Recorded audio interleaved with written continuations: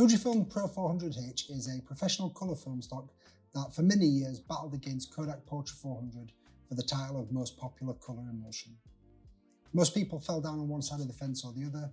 However, all of that changed when in January of 2021, Fujifilm announced that Pro 400H would be the latest film stock to be discontinued. Now, ever since then, people have clamoured to get hold of any rolls that they can before the remaining stock that is left is gone forever.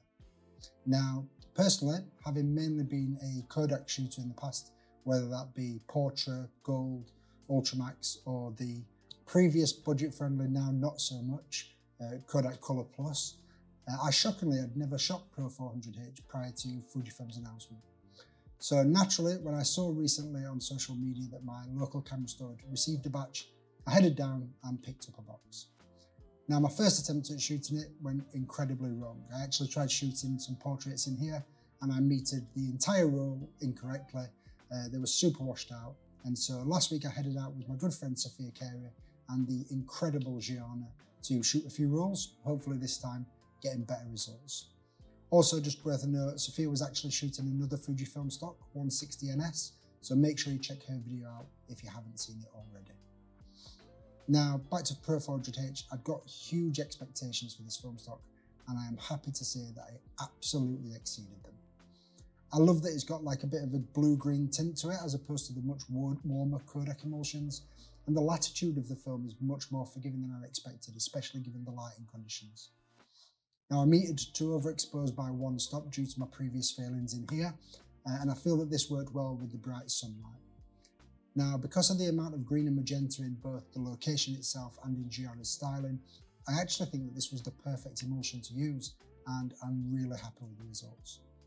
I definitely think that Pro 400H is better suited to outdoor natural light photography as opposed to studio work, as given how it renders skin tones, strobes may wash those out a little bit in the studio, but that's a test for another day. Now I'm going to leave you with some more behind the scenes footage. Huge thank you to Sophia again for filming that. Huge thanks to Gianna, who did all her own styling, absolutely smashed it. I'm going to put all 20 images on the screen, so all 10 from both rolls that I shot, including the out of focus ones and the ones with the light leaks that I've been occasionally suffering from, which I've mentioned in previous videos. And I have to say, speaking of the RB67, since getting that, I now understand that bellows focusing is quite the learning curve and I've got a long way to go.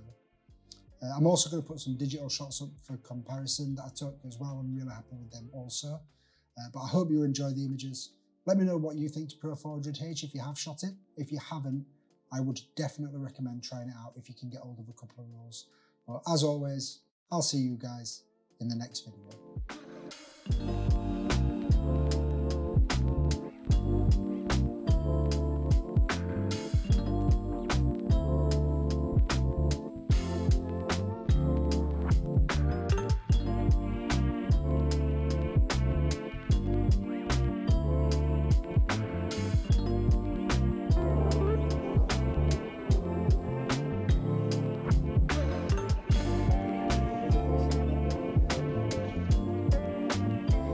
I think you could use this as a thumbnail.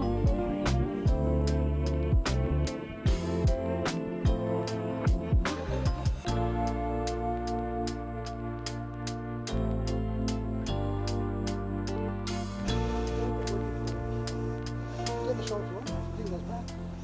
Okay. Continue. And then like with your head. Yeah. Kind of Yeah. like that. It's a good shot for you. I found this out, but you just got that on film, didn't you? Me looking like a delicate little flower. Yeah.